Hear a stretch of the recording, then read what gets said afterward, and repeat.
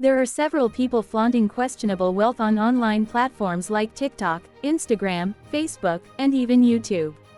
One of them is a 21-year-old Kenyan prince. He calls himself the Kenya's youngest sponsor. Today, we are going to expose his brief history as we know it from him, then delve into his questionable wealth. As we continue, kindly like the video so that YouTube algorithm shall favor us. To start with, Kenyan prince officially known as Raymond Omos comes from Keroka, Kisii County. No, I'm not a Kalenjin, I'm a Kisii, but most people tend to think that I'm a Kalenjin. What? Keroka. After his parents died when he was barely 4 years old, he was raised by his maternal grandmother who struggled to make ends meet. To cut the long story short, I've been brought up by my grandmother, who's my mother's mother. He was a very bright boy. I used to work with a copy of my result slip. So I could go tell people, you see, I'm very smart. Which earned him Equity Bank scholarship, Wings to Fly, for his high school education. However, after finishing his high school education at 17 years, he was to be sponsored further in USA, something he vehemently opposed as he wanted to study his higher education in University of Nairobi. See, I'm very smart. I passed I'm supposed to in the University of Nairobi. On failure to clinch such scholarship, he chose to go hustle in the streets of Nairobi. So I came to Nairobi to get the money. He could move around Nairobi, especially Upper Hill, begging and looking for someone to sponsor his university education. That was in early 2020 as he was to join in August the same year. Time was running and one day, a good-hearted citizen saw his potential near Intercontinental Hotel, gave him 40,000 Kenyan shillings, and to help him advance his dreams. Okay, lucky enough I got some good guy around Parliament, around the Intercontinental Hotel. Yeah. Actually that guy gave me 40,000.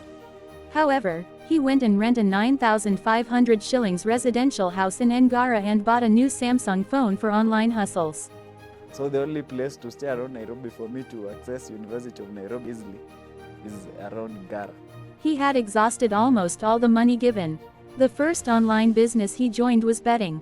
He was scammed of 3,500 shillings and he copied the same trick, selling fake fixed match odds to unsuspecting people yearning for quick money. But there is nothing like fixed odds. Those are rumors.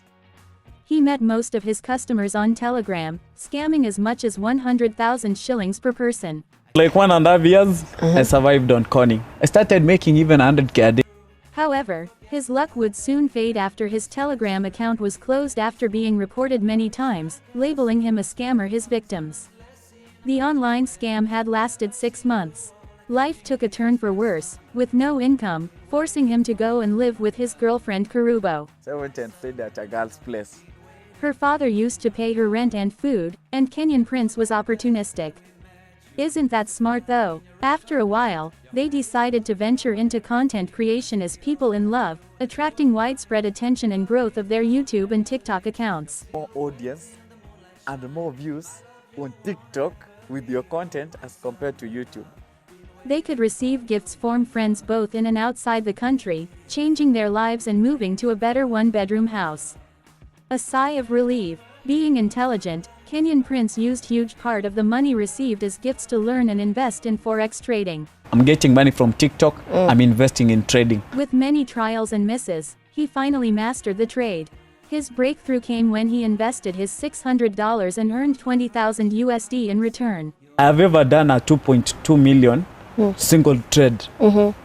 That was late 2022.